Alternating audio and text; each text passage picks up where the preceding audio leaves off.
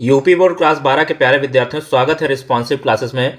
साहित्यिक हिंदी का model paper है जो आपके 18 फरवरी 2026 के लिए बहुत ही महत्वपूर्ण है। एक ये वायरल मॉडल पेपर है जिसके सभी प्रश्न आपकी परीक्षा में आ सकते हैं बच्चों, जिसका कोड है 301DM। परीक्षा का जो पूर्णांक है बच्चों 100 अंकों का है और आपको परीक्षा के लिए समय मिलेगा 3 घंटे और 15 मिनट। 15 मिनट में आपको प्रारंभ के 15 मिनट परीक्षार्थियों को प्रश्न पत्र पढ़ने के लिए बच्चों निर्धारित किया गया है और इस प्रश्न पत्र में बच्चों 2 खंड है, दोनों खंडों के सभी प्रश्नों के उत्तर देना अनिवार्य है। तो पूरे ही मॉडल पेपर को मैं अच्छे से आंसर के साथ उत्तर के साथ एक्सप्लेन करने वाला हूं, तो सभी लोग पूरा वीडियो शुरुआत से लेकर अंत तक जरूर देखेंगे।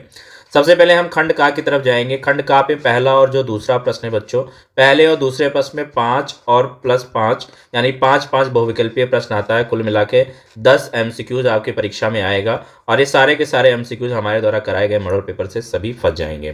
तो चलिए स्टार्ट करते हैं। पहला प्रश्न है पहले का रानी केतकी की कहानी। रानी केतकी की कहानी के लेखक हैं, विकल्प नंबर 1 दे रखा है मुंशी सदा सुखलाल, दूसरा है लल्लू लाल, तीसरा है जयशंकर प्रसाद और चौथा है मुंशी इंसाअल्लाह खां। तो आप सभी को पता है, कई बार मैंने ये मॉडल पेपर में करवाया है। रानी केतकी की कहानी मुंशी इंसाअल्लाह खान ने लिखा है। जबकि हम बात करें मुंशी सदा सुखलाल, तो मुंशी सदा सुखलाल की सबसे महत्वपूर्ण रचना है बच्चों सुख सागर। सुख से याद रखना, उनके नाम में सुखलाल है और इन्होंने क्या लिखा है, इन्होंने सुख सागर लिखा है। लल्लू लाल की बात करें तो इन्होंने क्या लिखा है बच्चों, लल्लू लाल ने प्रेम सागर लिखा है। ये भी बहुत इंपॉर्टेंट है, ये सारे प्रश्न इंपॉर्टेंट है। ठीक है, चलिए बढ़ते हैं अगले प्रश्न पे। अगला प्रश्न है पहले का खा वाला। 84 वैष्णव की वार्ता के रचयिता हैं नाभादास, गोकुलनाथ, विठलनाथ, सदल मिश्र। तो बच्चों गोकुलनाथ जी हैं। 84 वैष्णव की वार्ता किसने लिखा है, 84 वैष्णव की वार्ता गोकुलनाथ ने लिखा है। फिर अगला प्रश्न बच्चों पहले का गा। नासिकेतोपाख्यान के लेखक हैं, नासिकेतोपाख्यान के लेखक हैं। ऑप्शन 1 है मुंशी इंसाअल्लाह खां, दूसरा विकल्प है सदल मिश्र, तीसरा है लल्लू लाल, चौथा है दौलत राम। तो ये सदल मिश्र ने लिखा है बच्चों। नासिकेतोपाख्यान के लेखक हैं सदल मिश्र। लल्लू लाल की अभी मैंने आपको बताई कि लल्लू लाल ने क्या लिखा है बच्चों, प्रेम सागर लिखा, ध्यान रखना। इसके अलावा इन्होंने लाल चंद्रिका नामक रचना भी की है। चलिए बढ़ते हैं अगले प्रश्न में। पहले का घा है साहित्य और समाज के लेखक हैं, साहित्य और समाज के लेखक हैं रामधारी सिंह दिनकर, वृंदावन लाल वर्मा, अमृत राय, जैनेन्द्र कुमार। तो बच्चों साहित्य और समाज के लेखक हैं रामधारी सिंह दिनकर, पहला विकल्प यहाँ पे सही हो जाएगा। पहले का अंगा है गोरा बादल की कथा के लेखक हैं, गोरा बादल की कथा के लेखक हैं जटमल, मुंशी सदा सुखलाल, लल्लू लाल, किशोरी लाल गोस्वामी। तो गोरा बादल की कथा किसने लिखी है, जटमल ने लिखी है। आपका पहला वाला ऑप्शन यहाँ पे सही हो जाएगा। दूसरे का हम देखते हैं बच्चों। दूसरे का है धर्मवीर भारती का उपन्यास है, धर्मवीर भारती का उपन्यास है परख, गुनाहों का देवता, त्यागपत्र, कल्याणी। कमेंट में बताएंगे बच्चों त्यागपत्र किसकी रचना है और धर्मवीर भारती का जो उपन्यास है वो गुनाहों का देवता है या एक कालजयी उपन्यास है। परख जो है बच्चों वो जैनेन्द्र कुमार की रचना है और त्यागपत्र, परख और त्यागपत्र दोनों ही जैनेन्द्र कुमार की रचना है। और परख और त्यागपत्र है क्या, तो ये उपन्यास विधा है। ठीक है, चलिए बढ़ते हैं अगले प्रश्न पे। अगला प्रश्न है गोदान के रचनाकार थे। दूसरे का खा वाला है गोदान के रचनाकार थे गिरिजा कुमार माथुर, मुंशी प्रेमचंद, अज्ञे, जयशंकर प्रसाद। तो गबन एंड गोदान उपन्यास है मुंशी प्रेमचंद जी का, क्योंकि गोदान को हम हिंदी उपन्यास सम्राट प्रेमचंद की सर्वश्रेष्ठ कृति और भारतीय कृषक जीवन का महाकाव्य मानते हैं। जबकि यहाँ पे आपका जयशंकर प्रसाद की उपन्यास की बात करें तो इन्होंने क्या लिखा है, कंकाल, ध्यान रखना, कंकाल लिखा है और तितली लिखी है, तितली। ये जयशंकर प्रकाश के उपन्यास है, ये भी ध्यान रखना। दूसरे का गा है बच्चों हिंदी की पहली मौलिक कहानी मानी जाती है। तो हिंदी की पहली मौलिक कहानी मानी जाती है इंदुमती, पंच परमेश्वर, यामा, इनमें से कोई नहीं। तो हिंदी की पहली मौलिक कहानी है बच्चों इंदुमती, पहला वाला उत्तर यहाँ पे सही हो जाएगा। इंदुमती लिखी किसने है, तो ये किशोरी लाल गोस्वामी द्वारा लिखा गया है और इसे हम हिंदी की पहली मौलिक कहानी मानते हैं। जबकि पंच परमेश्वर की बात करें तो पंच परमेश्वर प्रेमचंद की प्रसिद्ध कहानी है। ये किसकी है बच्चों, ये प्रेमचंद्र की प्रसिद्ध कहानी है। दूसरे का घा वाला है बच्चों हिंदी का पहला मौलिक उपन्यास है, हिंदी का पहला मौलिक उपन्यास है। ऑप्शन है परीक्षा गुरु, गोदान, गुनाहों के देवता, चित्रलेखा। तो परीक्षा गुरु हिंदी का पहला मौलिक उपन्यास माना जाता है, जिसकी रचना किसने की थी बच्चों? तो लाला श्रीनिवास ने की थी। किसने की थी? लाला श्रीनिवास दास। लाला श्रीनिवास दास ने इसकी रचना 1882 में लिखा था, परीक्षा गुरु, जिसे हम हिंदी का प्रथम मौलिक उपन्यास मानते हैं।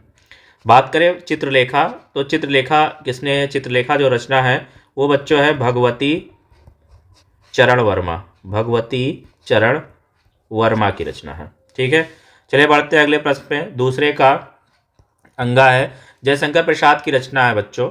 तो जयशंकर प्रसाद की रचना है बच्चों कामायनी, आप सभी को पता है। पहला वाला उत्तर यहाँ पे सही हो जाएगा।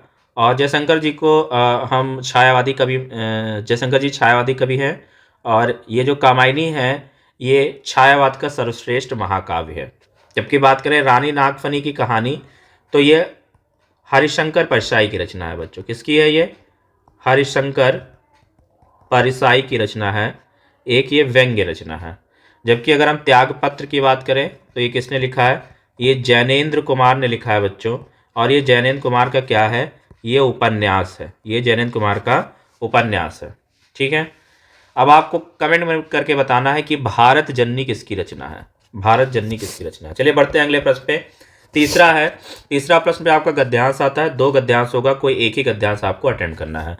तो दिए गए गद्यांश पर आधारित निम्नलिखित प्रश्नों के उत्तर दीजिए। ठीक है, अब बहुत महत्वपूर्ण गद्यांश हम ले रहे हैं जो आपकी परीक्षा के पर्पज से बहुत ही महत्वपूर्ण है। भूमि का निर्माण देवों ने किया है, वह अनंत काल से है। उसके भौतिक रूप, सौंदर्य और समृद्धि के प्रति सचेत होना हमारा आवश्यक कर्तव्य है। भूमि के पार्थिव स्वरूप के प्रति हम जितने अधिक जागरूक होंगे उतनी ही हमारी राष्ट्रीयता बलवती हो सकेगी। तो देखिए यहाँ से लेके यहाँ तक हमें इसकी व्याख्या भी करनी है। यह पृथ्वी सच्चे अर्थों में समस्त राष्ट्रीय विचारधाराओं की जननी है। जो राष्ट्रीयता पृथ्वी के साथ नहीं जुड़ी वह निर्मूल होती है। राष्ट्रीयता की जड़ें पृथ्वी में जितनी गहरी होंगी उतना ही राष्ट्रीय भावों का अंकुर पल्लवित होगा। इसलिए पृथ्वी के भौतिक स्वरूप की आदोत्पान जानकारी प्राप्त करना, उसकी सुंदरता, उपयोगिता और महिमा को पहचानना आवश्यक धर्म है। पहला प्रश्न है, पाठ का शीर्षक और लेखक का नाम लिखिए। तो प्रस्तुत गद्यांश के शीर्षक हैं राष्ट्र का स्वरूप तथा इसके लेखक हैं वासुदेव शरण अग्रवाल। ठीक है, अब दूसरा इस प्रकार आपको यहाँ से 2 नंबर मिल जाएंगे। ऐसे लिखेंगे तो राष्ट्रभूमि के प्रति हमारा आवश्यक कर्तव्य क्या है? तो राष्ट्रभूमि के प्रति हमारा आवश्यक कर्तव्य है उसके भौतिक रूप, सौंदर्य और समृद्धि के प्रति सचेत होना। 2 नंबर यहाँ से मिल जाएंगे। तीसरा है, किस प्रकार की राष्ट्रीयता को लेखक ने निर्मूल कहा है? तो लेखक ने कहा है कि जो राष्ट्रीयता पृथ्वी के साथ नहीं जुड़ी है वह निर्मूल होती है। 2 नंबर यहाँ से मिल जाएंगे। चौथा है, यह पृथ्वी सच्चे अर्थों में क्या है? तो यह पृथ्वी सच्चे अर्थों में समस्त राष्ट्रीय विचारधाराओं की जननी है। 2 नंबर यहाँ से मिल जाएंगे। फिर रेखांकित वाक्यांश की व्याख्या करनी है, जो भी मैंने आपको बताया था, ये आप देख पा रहे हैं, हाईलाइट कर दे रहा हूँ मैं। यहाँ से लेके ये पूरा हमें क्या करना है, इसकी व्याख्या करनी है। तो व्याख्या में देखिए क्या लिखा है कि राष्ट्रीयता की जड़ें पृथ्वी में जितनी अधिक गहरी होगी उतनी ही राष्ट्रीय भाव अंकुर, पुष्पित और पल्लवित होगा। अर्थात राष्ट्रीयता का आधार जितना अधिक सशक्त होगा, राष्ट्रीय भावनाएं भी उतनी ही अधिक विकसित होंगी। अतः प्रारंभ के अंत तक पृथ्वी के भौतिक स्वरूप की जानकारी रखना तथा उसके रूप, सौंदर्य और उपयोगिता एवं महिमा को पहचानना प्रत्येक मनुष्य का न केवल कर्तव्य है बल्कि उसका धर्म भी है। फिर अथवा में है बच्चों, इसके साथ मोस्ट इम्पॉर्टेंट यहाँ पे अथवा वाला है। अथवा वाला भी बहुत ही महत्वपूर्ण है क्योंकि ये भी बोर्ड परीक्षा में पूछा गया है कई बार। भाषा स्वयं संस्कृति का एक अट्टू अंग है। संस्कृति परंपरा से निश्चित होने पर भी परिवर्तनशील और गतिशील है। उसकी गति विज्ञान की प्रगति के साथ जोड़ी जाती है। वैज्ञानिक आविष्कारों के प्रभाव के कारण अद्भुत नई सांस्कृतिक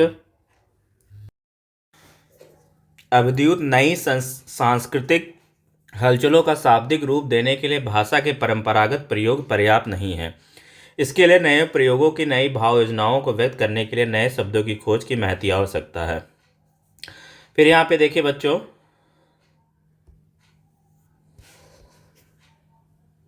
उपरोक्त गद्यांश का संदर्भ लिखिए। ठीक है, तो प्रस्तुत गद्यांश जो है प्रोफेसर जी सुंदर रेड्डी द्वारा लिखित भाषा और आधुनिकता नामक निबंध से ये अवतरित है। फिर यहाँ पे प्रश्न पूछा बच्चों, नए शब्दों की खोज की आवश्यकता क्यों होती है? तो बच्चों, भाव योजनाओं को व्यक्त करने के लिए नए शब्दों की खोज की आवश्यकता होती है। भाषा किसका अभिन्न अंग है बच्चों? तो भाषा संस्कृति का अभिन्न अंग है, क्योंकि संस्कृति की अभिव्यक्ति का माध्यम भाषा ही है। चौथा प्रश्न है, किसकी गति विज्ञान की प्रगति के साथ जोड़ी जाती है? तो भाषा संस्कृत की परंपरा से निश्चित होने के बावजूद विज्ञान की प्रगति के साथ जोड़ी जाती है। फिर बच्चों, रेखांकित अंश की व्याख्या कीजिए। तो आप देखेंगे यहाँ पे जो मैं हाईलाइट कर रहा हूँ, इसकी हमें व्याख्या करनी है यहाँ से यहाँ तक की। ठीक है, इन शब्दों इन लाइनों को अपने शब्दों में लिखना है व्याख्या करते हुए। तो रेखांकित अंश में कहा गया है कि लेखक का कहना है कि भाषा संस्कृत का अभिन्न अंग है। भाषा संस्कृत का अभिन्न अंग है, क्योंकि संस्कृति की अभिव्यक्ति का माध्यम भाषा ही है। संस्कृति की रचना और विकास परंपराओं द्वारा होता है। परंपराएं क्योंकि परिवर्तनशील होती हैं, इसलिए संस्कृति भी एक जैसी नहीं रहती, वह भी परंपराओं की तरह बदलती रहती है। इस रूप में हम कह सकते हैं कि संस्कृति गतिशील होती है। फिर चौथा है, दिए गए पद्यांश पर आधारित निम्नलिखित प्रश्नों के उत्तर लिखिए। तो यहाँ पे देखिए, मोस्ट इंपॉर्टेंट पद्यांश हमने लिखा है जो आपकी बोर्ड परीक्षा में रिपीट होता है।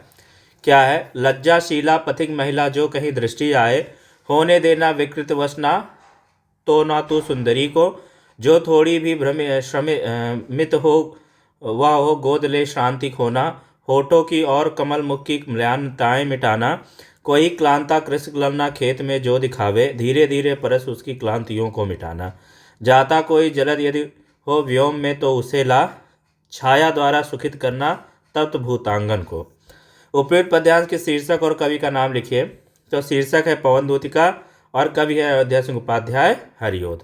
रेखांकित अंश की व्याख्या कीजिए। रेखांकित अंश की व्याख्या में है, हे पवन, यदि तुझे मार्ग में कोई लाजवंती स्त्री दिखाई पड़े तो इतने वेग से न बहना कि उसके वस्त्र उड़कर अस्त व्यस्त हो जाएं और उसका शरीर उखड़ जाए। यदि वह थोड़ी सी भी थकी दिखाई दे तो उसे गोद में लेकर अर्थात उसे चारों ओर से घेर कर उसकी थकान मिटा देना, जिससे कि उसके सूखे ओठ और मुरझाया हुआ कमल सदृश मुख प्रफुल्लित हो उठे। फिर बच्चों यहाँ पे देखिए दूसरा प्रश्न है, राधा पवन दूतिका से राह में पथिकों के साथ कैसा व्यवहार करने को कहती है? तो राधा पवन दूतिका से राह में पथिकों के साथ परोपकार का व्यवहार करने को कहती है। फिर यहाँ पे देखिए चौथा प्रश्न है, राधा ने पवन दूतिका को पथिक कृषक स्त्री के ऊपर किसके द्वारा छाया करने को कहा है? तो राधा ने पवन दूतिका को थकित कृषक स्त्री के ऊपर मेघ द्वारा छाया करने को कहा है। पांचवा प्रश्न है, कृषक ललना शब्द में कौन सा अलंकार है? तो मानवीकरण उपमा अलंकार है। फिर देखिए अथवा में दिया गया है, मोस्ट इम्पॉर्टेंट यहाँ पे अथवा में है कि कहते आते थे यही अभी नरदेही, माता न कुमाता पुत्र कुपुत्र भले ही, अब कहें सबिया हाय विरुद्ध विधाता, है पुत्र पुत्र ही रहे कुमाता माता, बस मैंने इसका वाह मात्र ही देखा, दृढ़ हृदय ने देखा मृदुल गात्र ही देखा, परमार्थ न देखा पूर्ण स्वार्थ ही साधा, इस कारण ही तो हाय आज यह बाधा, युग युग तक चलती रहे कठोर कहानी, रकुल में भी थी एक अभागिन रानी। ठीक है, ये पद्यांश है। तो उपयुक्त पद्यांश के शीर्षक और कवि का नाम बताना है बच्चों। तो प्रस्तुत पद्यांश श्री मैथिली शरण गुप्त द्वारा रचित साकेत महाकाव्य से हमारी पाठ्य पुस्तक काव्यांजलि में संकलित है। कैकेयी का अनुताप शीर्षक काव्यांश से ये अवतरित है। रेखांकित अंश की व्याख्या। तो यहाँ पे देखिए रेखांकित अंश की जो व्याख्या है, रेखांकित अंश की कैकेयी श्री राम से कहती हैं यहाँ पे कि कहते आते थे अभी नरदेही, यहाँ से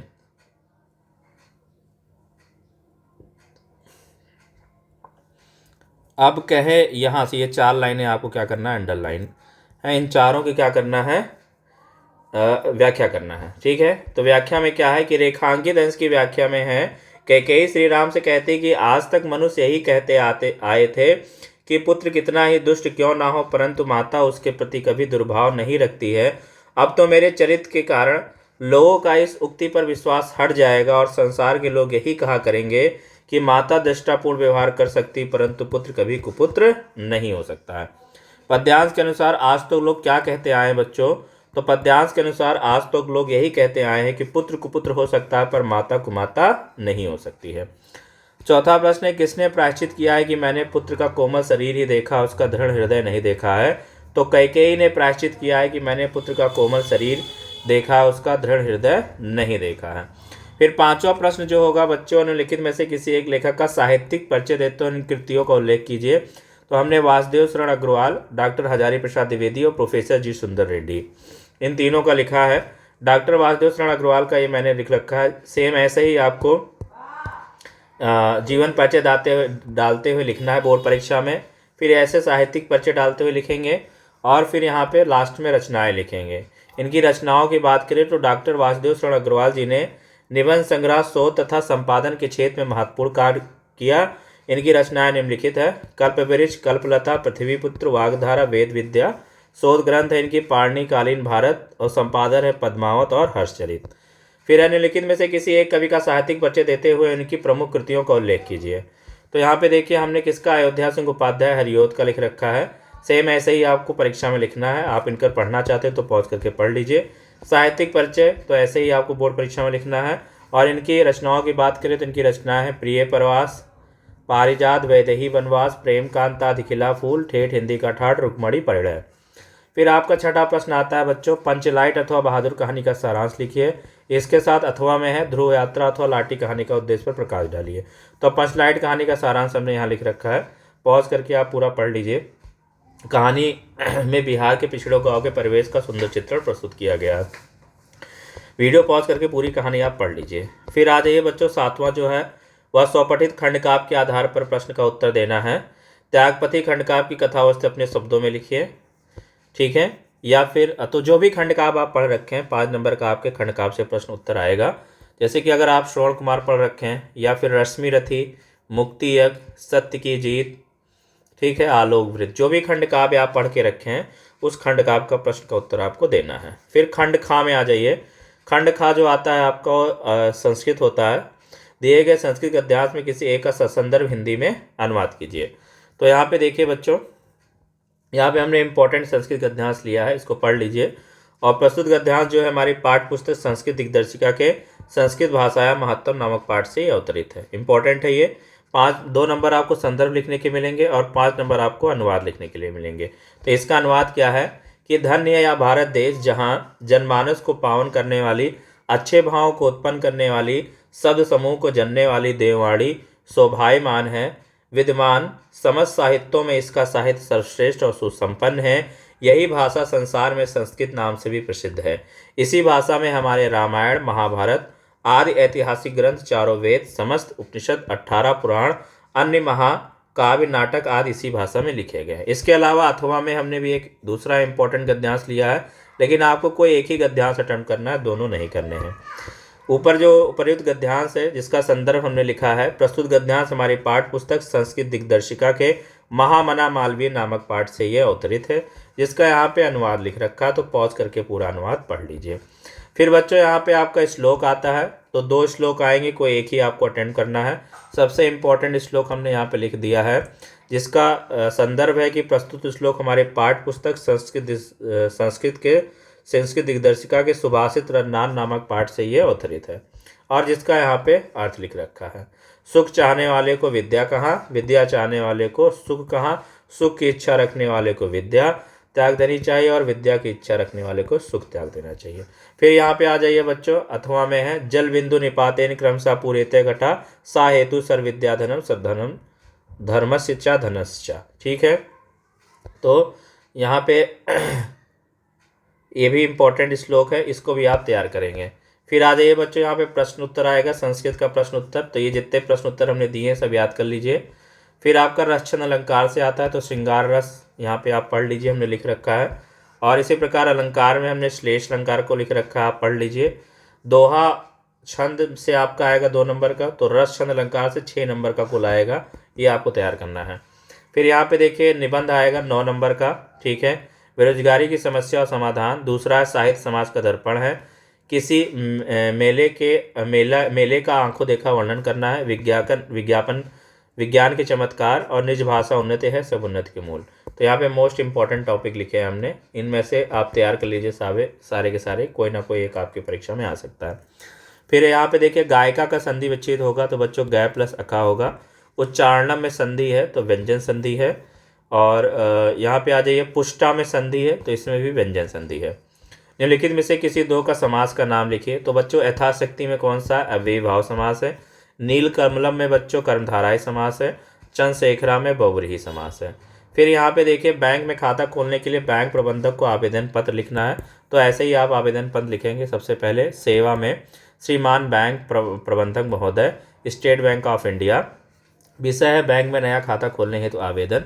सबने निवेदन है कि मैं आपके बैंक में नया बचत खाता खोलना चाहता हूँ। ये पूरा पैटर्न लिखा है, इसी पैटर्न पे आप लिखेंगे। नाम अपना नहीं लिखेंगे, यहाँ पे का, ख और गा लिख लेंगे। ठीक है। फिर दूसरा, शहर में फैली संक्रामक बीमारी की तरफ जिलाधिकारी का ध्यान आकर्षित करने के लिए आवेदन पत्र लिखिए। ठीक है। तो ये दो आपको आएगा पत्र, कोई एक ही आपको अटेंड करना है। फिर 14वां प्रश्न है, निम्नलिखित में से किसी एक शब्द के धातु एवं प्रत्यय का योग स्पष्ट कीजिए। तो श्रीमती में बच्चों श्री शब्द है और मतुप यहाँ पे प्रत्यय है। फिर निम्नलिखित में से किसी एक शब्द का प्रत्यय लिखिए। तो लघुत्तम में बच्चों त्वा प्रत्यय है। फिर रेखांकित पद में किसी एक पद में प्रयुक्त विभक्ति तथा संबंधित नियम को उल्लेख कीजिए। तो ग्रामम परिता क्षेत्राणि संत्र, इसमें द्वितीय विभक्ति है। गांव के चारों ओर खेत है, चारों ओर के केस में द्वितीय विभक्ति लगती है।